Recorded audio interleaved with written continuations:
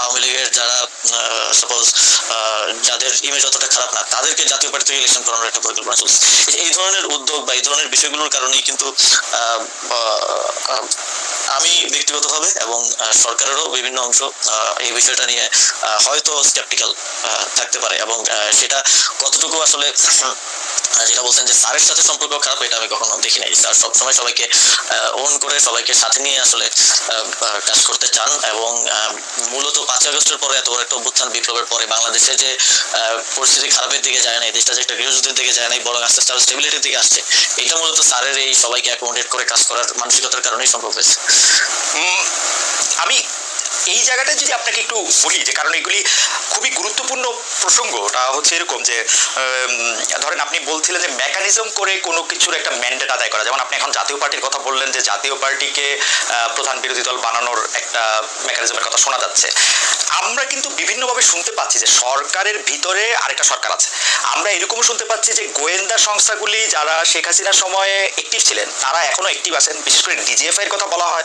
কিন্তু আমরা তো দেখি ডিজিএফআই তো সরকার প্রধানকে রিপোর্ট করে, সেনা প্রধানকে না। মানে ডক্টর মোহাম্মদ ইউনূসের আন্ডারে ডিজিএফআই। তাহলে এই ব্যাপারটা আসলে কেমন? মানে যদি কেউ মেকানিজমটা করে থাকেন, এটা কি আপনারা সরকার থেকে করছেন নাকি সামরিক বাহিনী বা অন্য কোনো একটা সরকার যাদের আমরা চিনি না তারা করতেছেন? আপনি কি এইটা একটু অন পেপার তো অনেক কিছুই থাকে, কিন্তু বাস্তব প্রয়োগের ক্ষেত্রে সেটার বাস্তবায়ন বা সেটার প্রক্রিয়াটা অনেক সময় অনেক ভিন্ন রকম হয়ে যায়। আসলে 5 আগস্টের পরে এখানে শেখ হাসিনা থাকা অবস্থায় যেমন ক্ষমতার কেন্দ্র ছিল শেখ হাসিনা এবং আওয়ামী লীগ রাজনৈতিক দল হিসেবে, 5 আগস্টের পরে তো ক্ষমতার কেন্দ্রগুলো অনেক দিকে ভাগ হয়ে গেছে। এখন তো সরকার একমাত্র ক্ষমতার কেন্দ্র না, যেটার আমি মনে করি যে এই ঘটনার প্রভাবে অনেকের অনেক ভুল ছিল, এবং সেই ভুলগুলোর জন্যই দেখা গেছে যে এই ক্ষমতার এই কেন্দ্র বিভাজিত হয়েছে। রাজনৈতিক দলগুলো একটা এখন ক্ষমতার কেন্দ্রে আছে, কারণ হচ্ছে সরকারের যে কোনো পলিসি ডিসিশন, বিগ ডিসিশন রাজনৈতিক দলগুলোকে ছাড়া নেওয়া যাচ্ছে না, তাদের সাথে বোঝাপড়ার ভিত্তিতে ঐক্যমতের ভিত্তিতে নিতে হচ্ছে। এখানে মিলিটারি একটা ক্ষমতার কেন্দ্র হয়ে উঠেছে 5 আগস্টের পরে, যেটা 5 আগস্টে আমাদের রাজনৈতিক দলগুলো সেই ম্যান্ডেটটা ক্যান্টনমেন্টে গিয়ে দিয়েছেন বলে আমি মনে করি। এবং এই কমপ্লেক্স সিচুয়েশনের কারণে যে এই যে অন পেপার যেরকম আছে যে ডিজিএফআই প্রধান উপদেষ্টাকে রিপোর্ট করবে, কিংবা যেটা যেভাবে চলা উচিত অন পেপার সেটা সেভাবে তার আসলে চলছে না।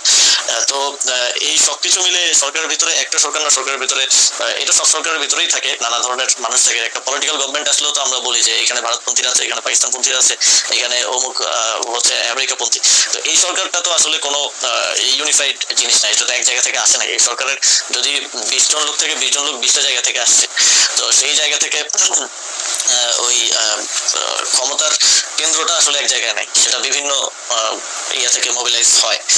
তো অন পেপার যেটা যেভাবে আছে সেটা সেভাবে চলা একটু মুশকিল এই সময়ে।